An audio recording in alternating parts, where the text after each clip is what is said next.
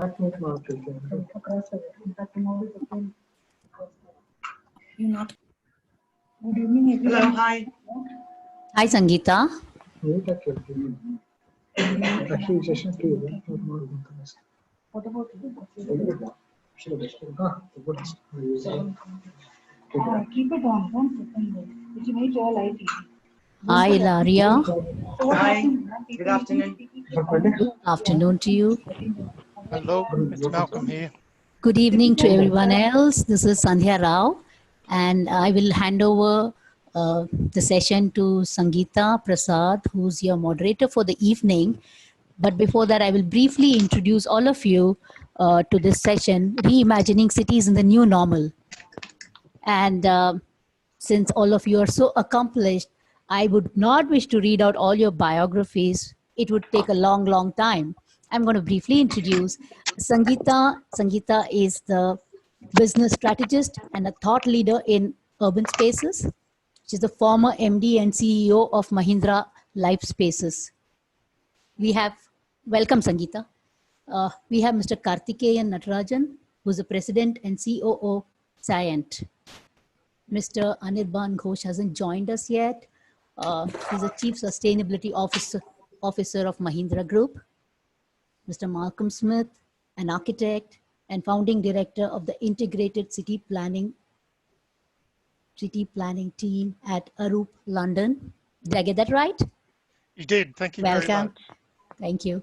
And Ms. Ilaria Benushi, Director and Head of Construction and Real Estate, CDC Investment Works.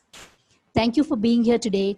Sangeeta, I will come in, we have Mr. Anirban Ghosh who's joined us. I will come in 5 minutes before end of session and announce the awards. So it is over to you to take this forward. Thank you once again for being here.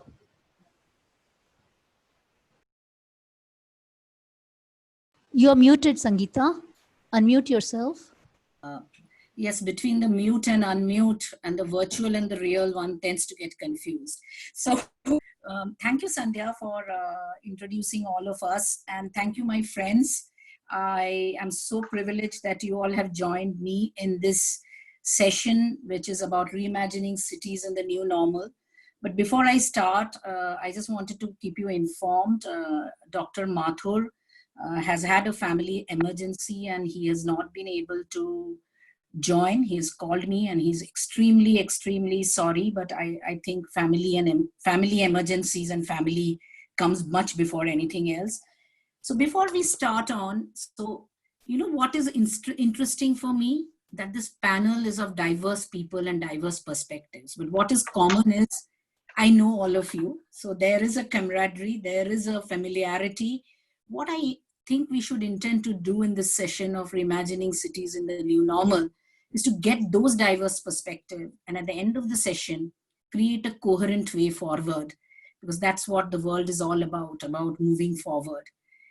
As I was researching on this subject, I realized that health, innovation, and calamities are very, very visibly intertwined. So whether it is the 14th century bubonic plague, which led to open spaces redesign, whether it is in the 17th century, the other natural and health calamities, which led to land use planning, which led to hierarchy of land use, I was thrilled and fascinated that we who sit here in the 21st century think we are going into the new normal. The world has seen many new normals. And the key factors has been innovation, health, and adversity.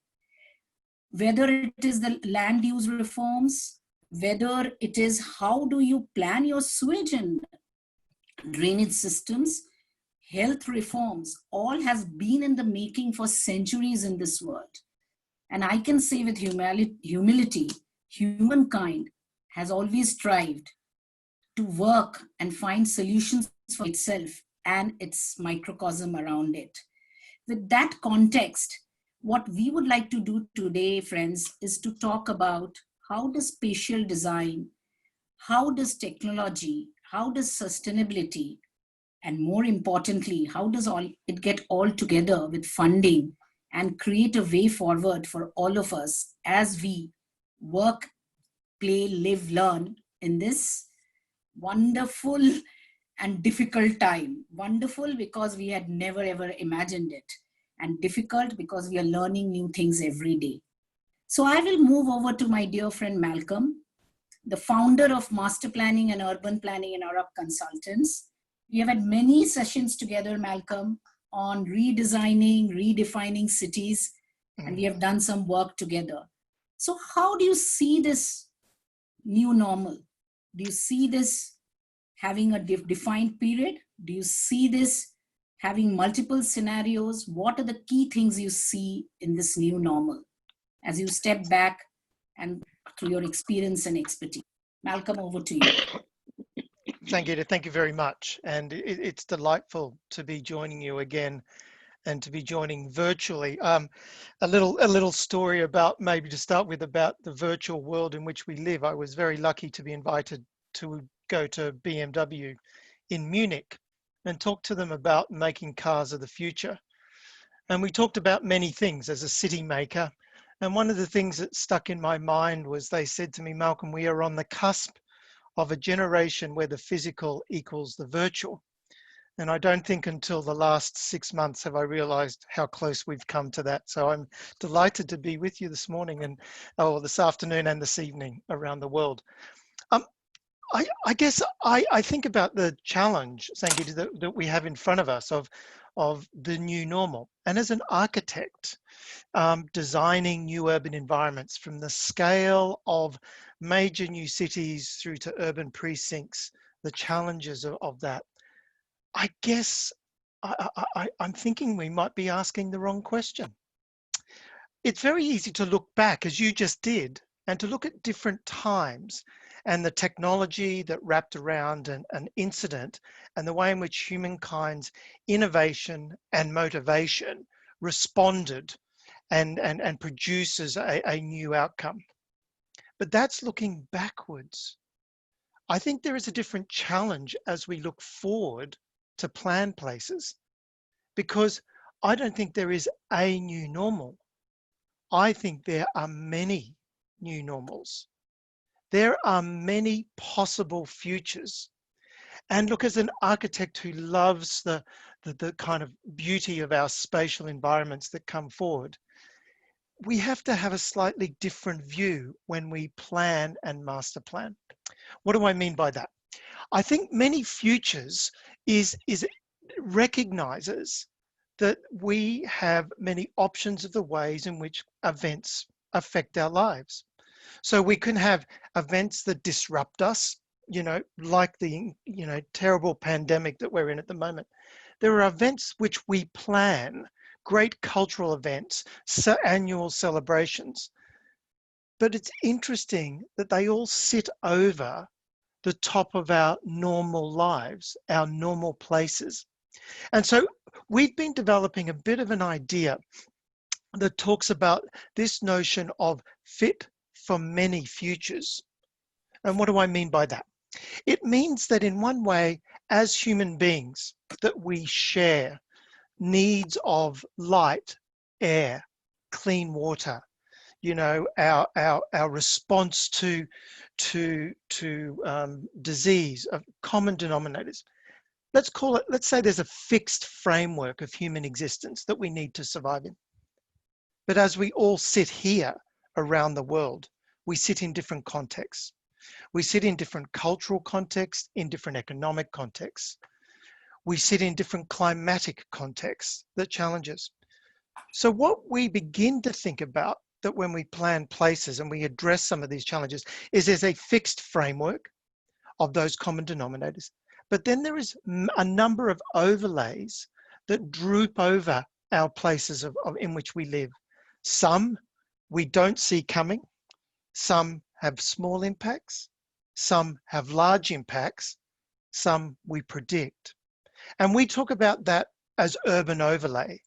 And I think that the challenge that it really sits inside of us at the moment is that we need to really understand that we have to stop trying to plan for that single vision, that we need a much more broad understanding what are the priorities of particular places? Some of them we share as humanity on the earth, climate change and some of those impacts. Some are very particular to our place. We're increasingly saying we have to stop master planning and we have to start multi-planning. What are the range of scenarios that a good place can demonstrate? Now, to finish off, and then I hand over to our other much more interesting speakers, I think this weaves in a very important part of our digital world, because the digital format and structures that we now exist in this generation allows us to test scenarios. We can model environments, we can test a pandemic, we can test flood levels, we can test climate impacts, not perfectly, but a long way along a system that allows us to plan. I hope that if that ability of our digital infrastructure to multi-plan, to have a range of scenarios, that allows us to make our human settlements not just fit for a new normal, but fit for many new normals. So fit for many futures is what I would like to throw onto the discussion now. Sangeeta. Malcolm, I always knew you will have such a situation, fit for many futures. You're so true, because I remember when we were working together on a project, I remember the most important words which came to our principles were flexibility, were humility, and evolving. So Absolutely. I think whichever normal we are in, the future cannot be insular and binary. And I think that's a very good take. So but you are after all a planner, but we are practitioners and we have to take the world forward, the usual conundrum between a Malcolm and a Sangeeta. So I will move over to Anirban. Anirban is the true mix of a planner and a practitioner. He heads sustainability in Mahindra Group, which is committed to sustainability commitments across the world. But he has also been a practitioner. So Anirban, how do you make a world fit for many futures as you, as a practitioner, have to create futures and make them implementable? How do you make it like the background of Malcolm, which is full of people, true? Or is the world going to be like that? Anirban, how does a practitioner make the world fit for many futures? How do you choose? What's the framework? I know in Mahindras we have a framework. So over to you, Anirban. Thank you, Sangeeta. In fact, this is probably $1 million question. What's the future going to be like? What is this? How is this disruption going to shape the future for us? What will we continue to do, and what will we do differently, and what will we not do? I don't think the answers for all these questions are completely in yet. It's a process of discovery. But let me share with you an experience I had over the last 2 or 3 hours. After 4 months, I actually met a friend, not on the computer screen, but physically in a public space. And in that public space, I saw some other people who were probably as fed up of being cooped up as I was, coming out to experience the openness. It told me that here is something that's not going to change. People will want to socialize and people will want to be in common open spaces. However, the conversation I had with my friend, who's an entrepreneur and runs his own advertising agency, led us to talking about the office he has, the rent he pays, and why an office of that size is not good enough for him anymore. And in his conversation with his landlord, the realization that many businesses are going to downsize in terms of space, which means in the future, there will probably be a surfeit of commercial space as people downsize. Now, this is an existing city. If we were to create a new city or reimagine a city, clearly we would have to reimagine workspaces and the amount of space we would provide for one individual work. Or let's say for an office of 50 people, because not all 50 people may be there in the office together. It's not something that we plan for today, but clearly it is something that we will have to plan for tomorrow. So there are many such pointers that are coming as to what the future is likely to be. Now, before we go further, one of the things that this disruption has allowed us to do is introspect on things which we really didn't introspect on before. Because things were happening in an ecosystem, we were rolling along, we were fitting in, we were doing whatever we thought was right. And we didn't ever think of completely re-engineering the ecosystem, but we've got an opportunity now. So if we want to reflect and think, what is a city really? I know there are plenty of definitions that exist, but here is a COVID-induced definition, shall we say. So this is what occurs to me, that a city is an ecosystem created by the scale effects of lots of people who live, work, and play together. Now they all live, work, and play together in a particular way, and we create spaces so that they are able to live, work, and play together properly. And in our minds, those things done in a sustainable manner with green buildings and affordable housing and proper transportation, etc., would probably lead to more sustainable cities of the future. In fact, most of the literature indicates that if we were able to create a transit-oriented development with mixed use and green buildings and affordable housing, etc., we would create a great new city for the future. But here comes COVID, and it introduces 2 or 3 very interesting things. It introduces hygiene, and it introduces immunity, and it introduces the possibility of a clean environment, and says, you know, if you want to reimagine a city for the future, you have to keep these things in mind in addition to what you were talking about before. And maybe if people are not going to travel to work, then the extent of transit-oriented design can be modified from what we were thinking about before. Given these thoughts, in fact, Sangeeta, you mentioned health, innovation, and calamities. If you take just the first letters, you get HIC.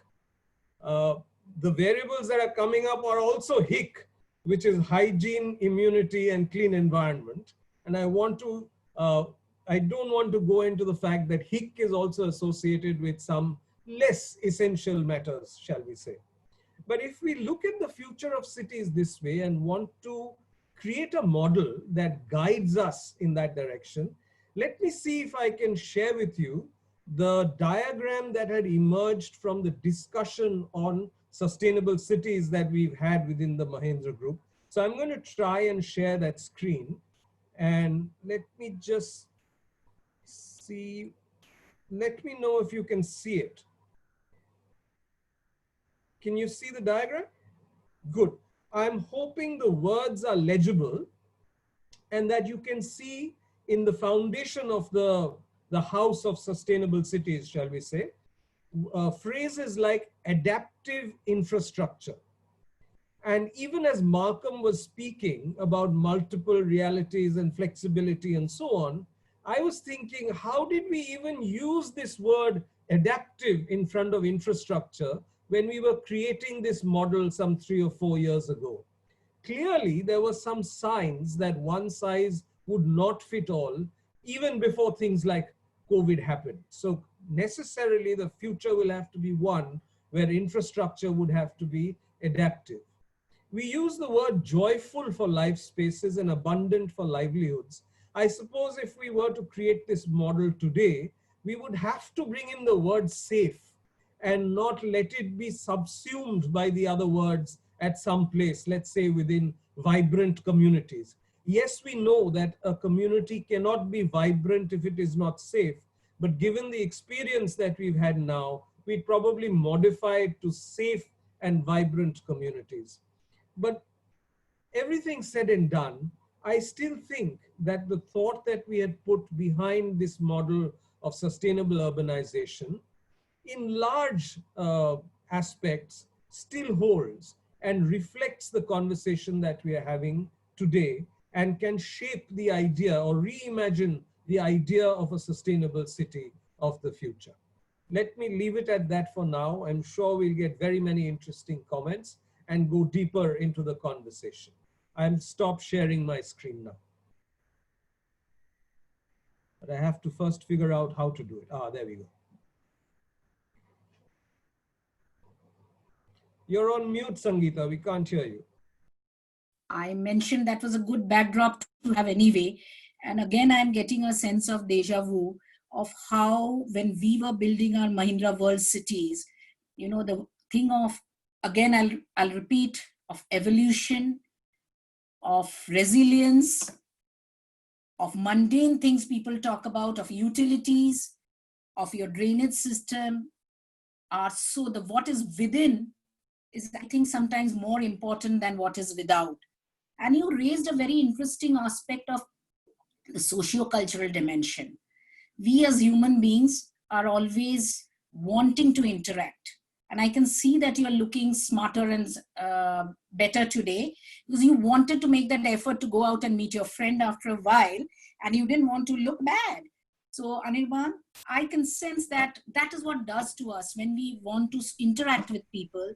And so we cannot have a world, again, going back to my hypothesis of a binary world. The world can never be binary because there are diverse people, diverse cultures, diverse aspects. So the one thing which you also raised was the aspect of how do I bring in various parameters of adaptability, agility, and I will again fight for my cause of not only safety, I think health also should not get subsumed in safety. Because sometimes in the mundane world, safety is related to certain other things. You know, it's accident, it is about safe work environment. So health is kind of becoming overwhelmingly prominent. So it's a complex situation. How do we break it into small parts and provide solutions and practices and conduct for a better future? And technology becomes a great enabler in that. And I personally believe technology cannot be a tool. It has to be mainstream. And Karthik, you have been doing work on smart cities. How do you think the whole definition of smart cities, the way we have seen it, does it undergo a change? Or what do you do now to see how to embed and enable cities by using technology for governance, using technology for spatial dimensions? How do you, for health, for infrastructure? The world is your oyster, Karthik. You have many opportunities.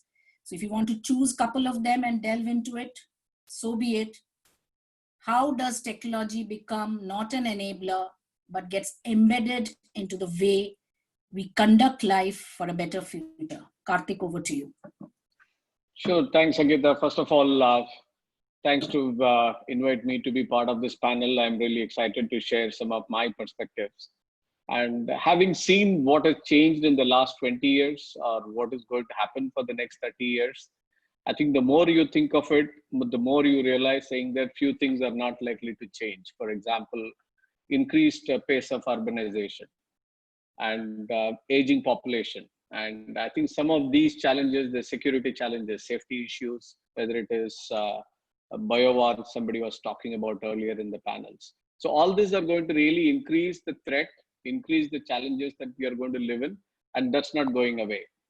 And having said that, if you also look at how do you balance the societal challenges, the environmental challenges, and the resources availability for the cities to manage. And this brings us with 3 or 4 key priorities for us to look at it. I think one, urban planning is getting mainstream. And I agree with what Malcolm said. It is not about one scenario. It is about multi-scenario.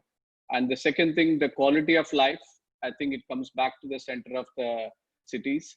And the third important thing, I would definitely talk about the economic activity. I just want to quote some of the statistics. If you look at the impact of this pandemic, I think it has hit probably more on the urban cities than the rural part of the world, even if you take any country. And the impact is estimated to be about $10 to $15 trillion. I'm assuming that there will be a vaccine and things will probably stabilize in the next 6 to 12 months. But it has already made an impact of $10-12 trillion. And people always ask the question, where is the money to invest on smart cities? How do you think we really need to make the right investments? What is the return of investments? I think it is right here, right? And when you really look at it, the cities have to really mature itself to manage all the calamities, and they need to be pandemic proof. They need to be any disaster proof. And you can't try to keep saying that if there is an issue, there is a floods, or if there is an hurricane and the city or state is down by a few days and you lose billions of dollars in economic activity. I think that cannot be the case for the future. And what it really means is we need to start thinking of, if you take 2050 versus what we are today, there are at least about 2 billion people who are living in the urban cities are likely to grow to 6 billion. That means we are going to triple in the next 30 years in terms of people who are going to live in the urban cities. I think it comes back to what I would really call it as 5 S's, bringing the cities to be smart and safe, secured, sustainable, and bring speed or agility to anything that you're doing. I think the cities have to be faster than its own growth. If they are going to lag behind, I think there will always be a catch-up game. And the biggest opportunity of common denominator, leaving the cultural issues across the world, across the countries and the population that we are going to cover, I think the common denominator has to be technology infrastructure. I think digital comes to mainstream, and the only way by which all of them could really agree on to a common theme is to really have more importance, emphasis on the technology infrastructure. And as I start seeing that more cities are distributed in terms of there are 50 to 100 departments which are running on their own, I think they all need to integrate into serving or improving the quality of life. And the e-governance gets much more precedence. It doesn't matter in many states or countries who's running the federal government or who's running the state government, who's running the city government. I think it comes down to the cities more than the state or central, right? And if you take any states, probably more than 30, 40, 50% of the population live in the urban cities. So it is not so much about the state government, but it is about the city government, city councils. I think they get mainstream. What I would really propose is to look at standardizing the technology architecture and trying to integrate all e-governance and anything to do with the citizen-centric services that are being provided, and also bring the role of data analytics and artificial intelligence, and making sure how all of them will have a key role to play. Whether you are trying to look at an intelligent traffic management system or integrated health management system or air quality system, I think they're all integrated. You can't try to say that my air quality doesn't affect the health of the citizens, or my pollutions and congestion I have in the cities do not affect the health of my citizens. I think it requires an integrated approach. And what is going to change due to the current pandemic? I see at least 2 or 3 additional scenarios to Malcolm's point to get added to what we already know. I think the urban spaces, especially for commercials, are going to come down, and which means this is going to put new challenge in terms of how the spaces need to be managed. We are thinking of hub and spoke model. Many of the IT services companies are looking at, I don't want one large campus where I put 10,000, 20,000 engineers. Can I put a campus of 2,000 people and then set up about 20 centers around the city of 100, 200 people? So how do you think these hub and spoke models will work? Now, what does it mean in terms of the city infrastructure or city planning? If you take the example of utilities, this is from one of the customers that we invited for a panel from London.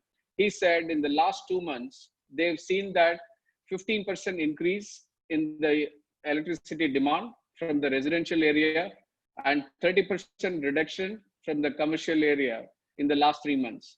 They are not prepared for it. And now their whole utility infrastructure is set up such a way that you can consume it from where you are producing, and the infrastructure cannot really cater the other way. Suddenly there is an increase in one area and decrease in another area. It is still not software defined utilities yet, that you can actually switch some switches and make the whole change happen. I think, how do you think you are going to provide for some of the changing scenarios that are coming up? How do you make sure that your technology backbone is going to be very critical and integrated, and it is really going to look at multiple ways of connecting all the dots and be able to provide an integrated e-governance stroke citizen-centric services? I think that is going to be the future that we really need to aim for and get our action together. As I said, speed is going to be of essence. We can't really wait for the cities to get into a lot of issues and then we trying to catch up with what has already changed. So Karthik actually brought a lot of very important facets into this dialogue. Smart, safe, secure, sustainable, and speedy. Now, there are multiple variants and multiple ways we can do it, but I think a very important point which came about was the integration of a city system as well as empowerment of city governance. Because the more it goes above, and we've seen that during this pandemic, Karthik, in our country, and I'm sure in other countries, while there have been some architecture at the state and central level, ultimately it's the local level which is governing the dynamic of their ecosystem, because each local has different kinds of socio-economic human segments. So the needs of those people are different. So it would be foolhardy to design something which is fit for one geography or fit for a large ecosystem. And that's coming through, and it has been a very, very important insight. Many of us as business people, as practitioners, as thinkers have seen that happening in front of our eyes, the shift changing. That while there are government orders at a central level, it's the municipality which is determining what will happen at their circumstances, at their small area. So as we talk about shift of the way of governance, as we talk about artificial intelligence and switching tariff, you brought another important point, that if industry versus residential, there are shifts. What happens to utilities and infrastructure, and what happens to the tariff for that? So do you have a uniform tariff structure, or do you have technology which kind of helps you to shift from one to the other? These are very potent and pertinent questions. With all this can only happen if there's money to be spent to do all this. And that's where I am bringing in my friend Ilaria. Multiple variables. If you are seeing that so many things are happening, and you have a dashboard or a business model or a business case which you do in your investments, what do you see will remain unchanged, and what will you see as changing as we move into the future while you're evaluating projects from the urban centers? Yeah, okay, thank you very much. It's a great pleasure to be in such panel, and I would immediately say sorry for being rather basic, because you're all visionaries, right? You see new cities and the new normal, the new futures. I like Malcolm when you say that there's not one future, there are many level of futures that we will be probably facing. And I'm basic because whatever we think we want to do, or whatever it is that we want to imagine, that needs to be sustainable from a financial point of view as well. And so ideas that are not then executable because not sustainable and will not attract also private money, not just the public money, I don't think they have a great future. So first of all, I would like to say that it's quite early, I think, to say what would fundamentally change. We are, as you know, CDC is the developmental financial institution of the British government, and therefore our investments in real estate provide what we call social infrastructure. For example, one of the key pillars is housing, low-cost housing, affordable housing, which is an asset class, which is, everybody talk about it, but how do you do it? And how do you do it in this new context? And are the basics changed? And one big problem that we have is that this kind of real estate, which is part of, cities are made of this, have already their challenges because they address mid to bottom population. So you know that the margins are very limited to start with. So how much you can do on smart transport, green spaces, new connectivity, technology, when your margins are this big, actually this small. So I think that overall what I see changing is a growing intervention by integrated intervention with government and private money. So I think this really needs to work. And Kartik was talking before about an integrated approach with local authorities, because they need to be involved in planning, they need to be involved in land reforms, they need to be involved in permits. And I think I see more and more of this. We are looking at a few things. This is not in India, it's more in Africa.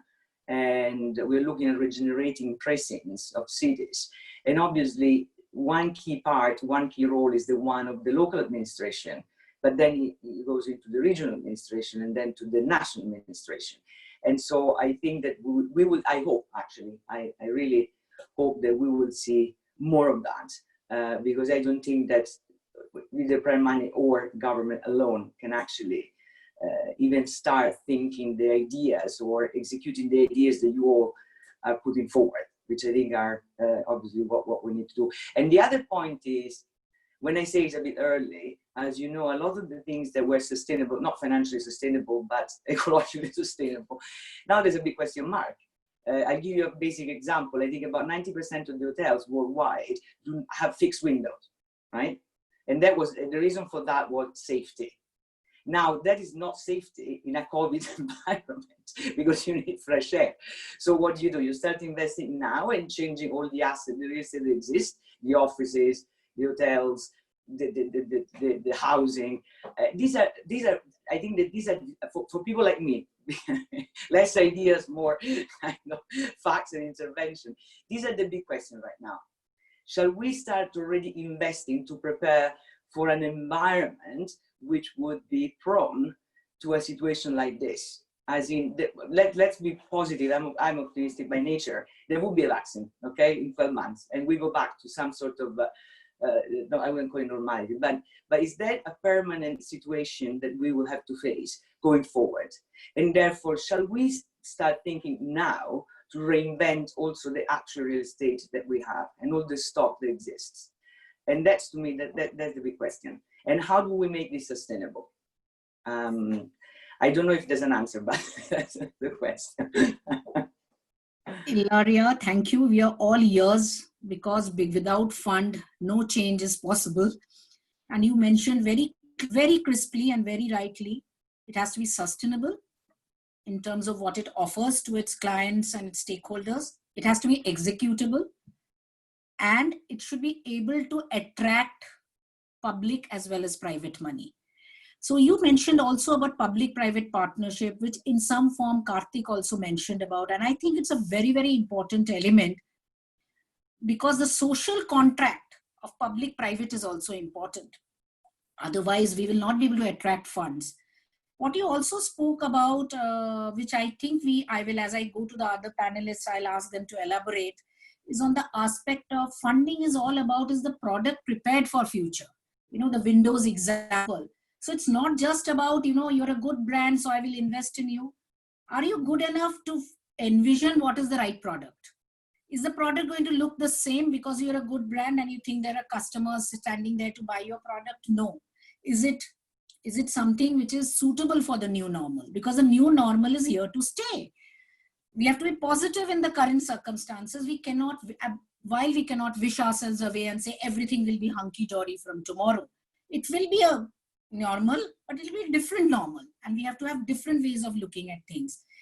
So these are the things I took out from your discussions, Ilaria, and I'm sure many others who are listening are quickly noting down, because if they have to face the new normal, they will need funds from people like you. So that brings me to something which is about the design aspect. People spoke about workspaces a lot. You know, how will the commercial real estate be? Will they be larger? Will they be smaller? Will they house so many people? I do believe the world is not either or. The world is and. So as the workspaces have to be reshaped and refashioned, so are we seeing the home spaces. So are we seeing the recreational spaces. It's all a continuum and it is all integrated. A city is not about A or B. It is A, B, and C. And while we are talking about fit for the different futures, Malcolm, I'm going back to you and asking you your perspectives, because I sincerely believe that I cannot design workspaces of a different type if I am not cognizant of how my home spaces will look, how my recreation spaces will look, because I as a human being will interact with all three spaces. Yeah. So what do you think, Malcolm, are the two key points which you would like to give to all of us and the audience as takeaways as we plan this integrated ecosystem? Sangeeta, look, I was listening to Anirban very, very clearly. We did some research and we identified that there were 13 different environments pre-COVID that we worked in. 13. The one where we sit at a desk with a computer was about 15 to 17% of our time. The one that we actually make. And so I think this kind of diversity of work, but I wanted to take it to a slightly different angle to leave some thoughts.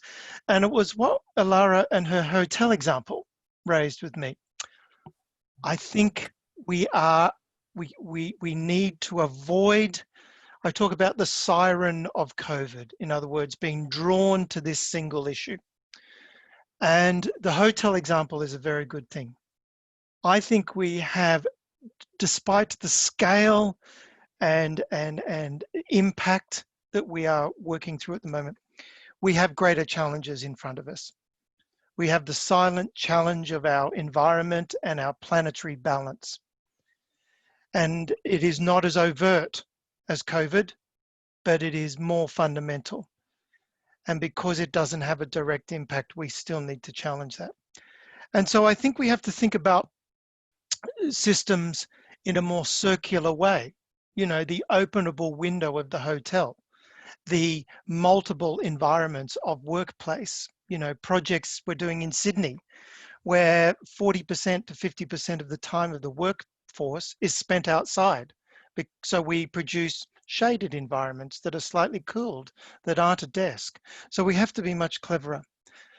But I think I almost kind of want to finish with Karathan's kind of point on digital disruption and implementation. We are doing a project at the moment for the Human Genome Research Campus near Cambridge. And we were talking to the scientists about what is the place where they do this amazing genomics research, discovery science. You would have thought it would have been a cool coffee shop and they're all sitting down next to each other. And sometimes what became very evident, it was the quiet, what they called the wandering spaces. I often talk about the nice analogy that when Newton discovers gravity, he's not sitting at a coffee shop, he's sitting under an apple tree, reflecting. And the digital world, if you ask what is digital doing, digital is very good at automating what is commoditized. If we can repeat it, a computer can process it. Karathan, that sells it totally short. It's much more sophisticated. But take that premise. It asks the question, what does it leave behind for us to do for work? And what it leaves behind is innovation and thinking. And Sangeeta, it goes back to your point. What is innovation? And the physical environments of innovation, the reason why I put our beautiful Broadgate Arena behind me is it is going to be the casual place. The informal wandering is going to play an increasing role. It has an alignment with well-being, of being outside, of not being inside industrialized systems. So I think the notion of the kind of wandering space of a creative innovation, you know, work environment is coming forward. But we cannot be distracted by the challenge that's in front of us in the short term of COVID. The greater challenge is to rebalance. I think I will be slightly radical. I think we have to go past the word sustainability. To sustain is to hold the current position. Our current position is not sustainable. We have to be restorative. We have to find new ways of making our places to be better, not status quo. So Sangeeta, around workplace, it's something about innovation, clever environments, restorative systems. And I would think that hopefully when we do clever buildings and places, they are no longer lineal things that we use, destroy, but we almost go back to many of our pre-industrial histories and they become circular. A building is a house one day, it is a hospital the next, it is an office the next, because it breathes, it has scale, and it has a humanness about it. So there's a few thoughts on workplace. Malcolm, very, very evocative. And I'm just wondering, is it fitting Ilaria's dashboard of our investments? That's the only comment I have on this. But I wanted to mention key things which you mentioned. And you're right. While you spoke about the wandering spaces for the genome and the high-end research, it has become wandering now. A hotel is being converted into an isolation center, at least in our country, because we have paucity of space. So it's auditorium has been converted into a hospital, you know. So Sangeeta, there's a beautiful example of the high-speed trains in France being fitted out as hospitals. Yes. So we have to think not only of our buildings, but of our infrastructure as these agile systems. So it's, so what, containers, in fact, containers have been used. So it is obvious, again, I go back to my hypothesis of workspaces, life spaces, recreation spaces are not insular. They need to work together at one go, because there are enough overlays, and those overlays have to be taken into account, but put in a dashboard which Ilaria is willing to invest in. Otherwise, none of these will work. And very true. About talking about the spaces. So nothing will happen without me, basically. You are I'm delighted and honored. Whatever we do, you have to finance. So we have to just submit to you, Ilaria. Single-handedly. Ilaria, we have to prove to you that it's a good investment. Yes. Exactly. And we will get public and private both together. Very good. Back to this, we were speaking of spaces. We were speaking about spatial. What happens when one has to go from one space to the other? And that's why I go back to Anirban again. How does transportation and the impact, because I do not see transportation again as something separate. It is integrated to my workspaces, my home spaces, and my recreation spaces. Do you see the whole impact of transportation? That's my first, and I have a second one for you. I've discussed this with you personally. Today, ironically, the sky is very blue. The birds are flying. The water is blue. The plants are green. Why are we unhappy? Why are we scared? So what's happened? What's this dichotomy? So the first one is, how does transportation play a role? And I will also request Karthik to give his views from the technology aspect of transportation spaces a little later. But yes, Anirban, over to you. Thank you. I still remember the compliments you showered on me on the way I'm looking today. I will tell my barber he's done a wonderful job. Such compliments don't usually come by. So let me get down to your question on transportation. In fact, the conversation on transportation, the roots, like what Karthik said in his first intervention. If workspaces are going to get distributed, that people from an office will work from many different locations, what is a city going to be like, and what sort of transportation will it need? Actually, Sangeeta, you and I both live in Bombay. You may remember that in recent times, our transportation company did something radical. It brought down the fares sharply, and it replaced its large buses with small ones. And in a short period of time, started doing better financially.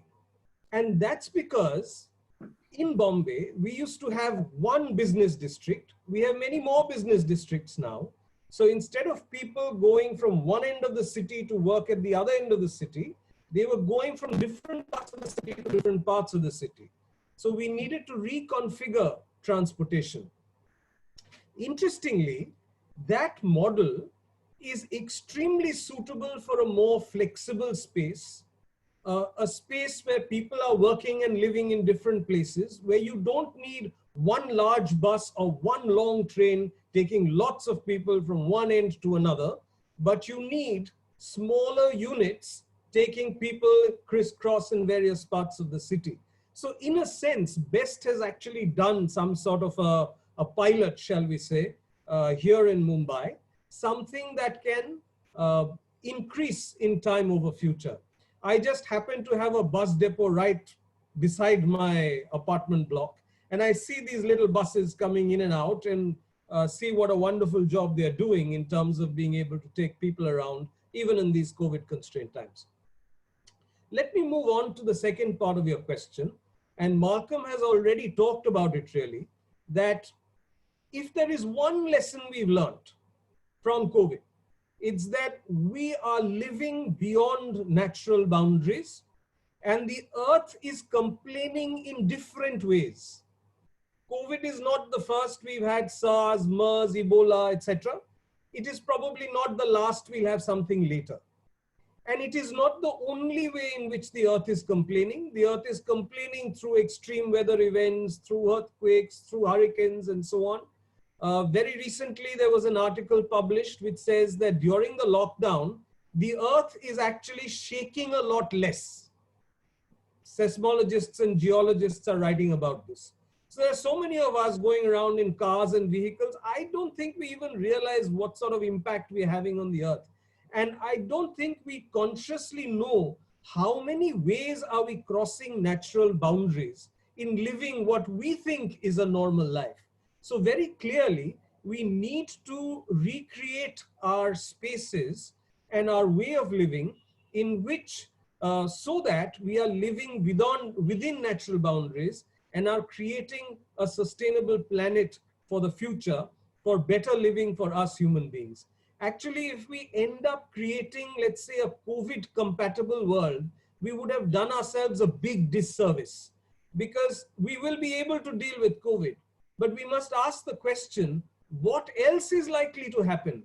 And if there is one thing that we know is likely to happen, is the impact of climate change and everything that we are doing, which is resulting in us being beyond natural boundaries and the way in which the earth is hitting back at us. So we should not stop at looking at the world only from a limited COVID lens, but should ask the question, how do we make the world more resilient for a future in which there are some things we know which are going to happen. There are some we don't, we can't deal with that, but start thinking what else can possibly happen. Within COVID, we've discovered the wonders of technology. Actually, we were using technology to deal with efficiency, transparency, corruption, governance already. We find that it has other wonderful benefits. It will become hygiene, but we'll have to go beyond that and see, in a world where technology is hygiene, what else do we need to make it more sustainable in the future? So yes, I know we have had this conversation, Anirban, that the word which is shouting out to me from this conversation is the word integrated. Whether it is integration of spaces, whether it is integration of way we do design, spaces and transportation, and also integration of governance, which Karthik and Ilana spoke about, as well as empowerment. So it's a very, very fine balance between integrating, but don't integrate and aggregate. Integrate, but don't get it at the top of the pyramid. Integrate at different levels. And I know the WEF organizers are kind of knocking at my door and saying, Sangeeta, I think you want to continue this conversation forever. So what I would like to do is, and that's why I'm getting back to some of the key elements which we discussed today, because I think it's important for all of us to leave some takeaways for the audience as well as each of us, because I think this 1 hour session has been learning from each other learning for each other. So it's important. So one is, how do we think about design, not insularly, but holistically? How do we think of design not being standard and constant, but also depending on where we are, the socio-cultural context, the context of that place, having, so from the wandering to the coffee shop, all coexist amicably and happily. But we should be selective and aware what we are doing. We should not give the wandering to the coffee shop and the coffee shop to the wandering. Once in a while is fine, but not always. The other thing which came about is, as we are redesigning, we do not redesign for one variable and get overwhelmed and bogged down by one. The world is just not about COVID. There has been a journey which we are all going through.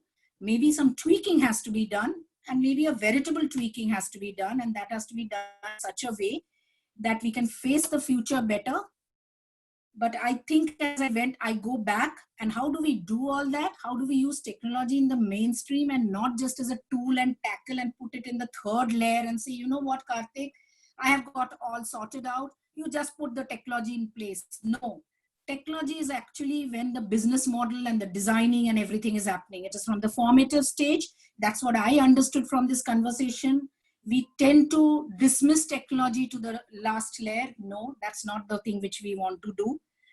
With all that, I will just say, I go back to one of the wonderful songs by one of my favorite singers. I hope the world becomes a wonderful world, and the grass will be green, the sky will be blue, and we will be healthy and safe. So, Mr. Armstrong, we will remember your song. What a wonderful world, because we as humankind, it's our duty and responsibility to respond to nature. We have done enough ravaging of nature, and do things with humility, perseverance, and resilience. Thank you, ladies and gentlemen. And Ilaria, we are going to do everything so that you fund us. Thank you. Over to you, Sandeep. Very pleased to hear that. Thank you, Sangeeta. Such an inspiring session and such great learning from this session. Such a privilege to be here. And one more privilege is, on behalf of WEF 2020, I get to confer the awards on all these esteemed speakers. This award is for leaders who are pioneers in their professional endeavors with distinctive voice and vision, and with such expertise and spirit that they continue to inspire the next wave of empowered leadership. So once again, it is my privilege to confer the Iconic Leader Creating a Better World for All award on Mr. Karthikeyan Natarajan, Mr. Anirban Ghosh, Mr. Malcolm Smith, Ms. Ilaria Benucci, Ms. Sangeeta Prasad, and Dr. Ajay Mathur, who unfortunately could not be with us today. Thank you, ladies and gentlemen. This award will be sent to you by email, a soft copy, because we cannot obviously at the moment send it by a physical copy. You should get it within a week or two. Thank you once again. It's been great pleasure. Thank you. Thank you very much, Sandhya. Thank you very much. Thank you. Best Thank you. webinar ever. Thanks, Sangeeta. Thanks, Sandhya. Thanks, everyone. Thank Thanks, you. everyone. Thank you, everybody. Have a good day. Bye-bye. Bye. Thank you. Bye.